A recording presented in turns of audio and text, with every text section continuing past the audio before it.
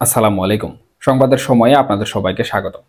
কথা বলতে এসেছি বাংলাদেশের মানবাধিকার পরিস্থিতি নিয়ে, যা সম্প্রতি যুক্তরাষ্ট্রের পররাষ্ট্র দপ্তরে প্রকাশিত বার্ষিক প্রতিবেদনে উঠে এসেছে।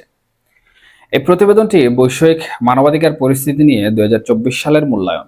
এতে বাংলাদেশের বর্তমান পরিস্থিতি সম্পর্কে কি বলা হয়েছে এবং কোন বিষয়গুলো নিয়ে এখনো উদ্বেগ রয়ে গেছে, চলুন জানি তারা তাদের প্রতিবেদনে কি বলছে। যুক্তরাষ্ট্রের পররাষ্ট্র দপ্তরের মানবাধিকার বিষয়ক বার্ষিক প্রতিবেদনটি মঙ্গলবার তাদের ওয়েবসাইটে প্রকাশ করা হয়েছে। এতে বলা হয়েছে, বাংলাদেশের শাসন ব্যবস্থায় পট পরিবর্তনের পর মানবাধিকার পরিস্থিতি স্থিতিশীল হয়েছে, তবে কিছু বিষয়ে এখনো উদ্বেগ রয়েছে। প্রতিবেদনে সারসংক্ষেপে উল্লেখ করা হয়েছে, গত বছরের 5 আগস্ট শিক্ষার্থীদের বিক্ষোভ এবং পুলিশ ও তৎকালীন ক্ষমতাসীন দলের ছাত্র সংগঠনের সঙ্গে সংঘর্ষে শত শত মানুষের মৃত্যুর পর প্রধানমন্ত্রী শেখ হাসিনা দেশ ছেড়ে চলে যান।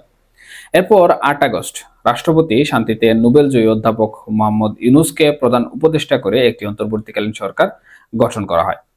এই পট পরিবর্তনের পর বাংলাদেশের মানবাধিকার পরিস্থিতি বর্তমানে স্থিতিশীল রয়েছে বলে তারা তাদের প্রতিবেদনে উল্লেখ করেছে। প্রতিবেদনটি পূর্ববর্তী সরকারের আমলে ঘটা কিছু গুরুতর মানবাধিকার লঙ্ঘনের ঘটনার কথা তুলে ধরেছে। এর মধ্যে রয়েছে পূর্ববর্তী সরকার বা তাদের এজেন্টের দ্বারা নির্বিচারে হত্যাকাণ্ডের কথা, এবং তাদের প্রতিবেদনে এই বিষয়টি স্পষ্ট করে উল্লেখ করা হয়েছে। এছাড়া গুম, নির্যাতন এবং অমানবিক আচরণের মতো ঘটনাগুলো উল্লেখযোগ্যভাবে তাদের প্রতিবেদনে উল্লেখ করা হয়েছে। মত প্রকাশ ও গণমাধ্যমের স্বাধীনতার উপর গুরুতর বিধিনিষেধ ছিল। সাংবাদিকদের বিরুদ্ধে সহিংসতা, অযৌক্তিক গ্রেফতার এবং সেন্সরশিপের মতো ঘটনাও ঘটেছে বলে তাদের প্রতিবেদনে উল্লেখ করা হয়েছে। শ্রমিক সংগঠনের স্বাধীনতার উপর উল্লেখযোগ্য বিধিনিষেধ এবং শ্রম অধিকার কর্মীদের বিরুদ্ধে সহিংসতার হুমকি ছিল তখন।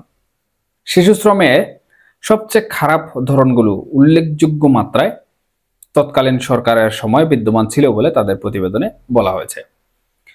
এছাড়া বিচার বহির্ভূত হত্যাকাণ্ড নিয়ে প্রতিবেদনে বিশেষ করে বলা হয়েছে, পূর্ববর্তী সরকার নিরাপত্তা কর্মীদের হাতে হওয়া হত্যাকাণ্ডের সরকারি পরিসংখ্যান প্রকাশ করেনি।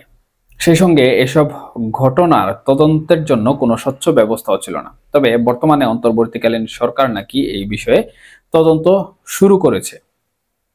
পূর্ববর্তী সরকারের আমলে যে কয়েকটি ঘটনায় অভিযোগ আনা হয়েছিল, সেখানে দোষী ব্যক্তিরা সাধারণত প্রশাসনিক শাস্তি পেতেন বলে তারা বলছেন, কিন্তু বর্তমানে অভিযুক্তদের বিচার প্রক্রিয়া চলমান রয়েছে, যা প্রতিবেদনের স্বস্তির বিষয় হিসাবে উল্লেখ করা হয়েছে।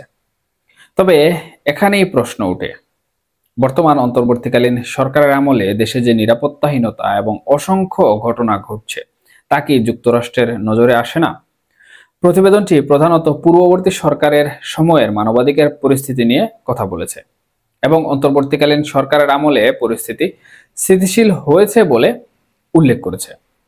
কিন্তু অনেক বিশ্লেষক মনে করছেন এবং বাস্তবিকভাবে বর্তমান সরকারে নতুন সরকার গঠনের পর রাজনৈতিক সহিংসতা, আইন শৃঙ্খলা পরিস্থিতির অবনতি এবং সাধারণ মানুষের মধ্যে নিরাপত্তাহীনতার মতো বিষয়গুলো এখন বড় উদ্বেগের কারণ হয়ে দাঁড়িয়েছে। আন্তর্জাতিক মহল এবং যুক্তরাষ্ট্রের পররাষ্ট্র দপ্তরের পক্ষে এই বিষয়গুলো ভবিষ্যতে কিভাবে মূল্যায়ন করা হবে, তাই মূলত দেখার বিষয়।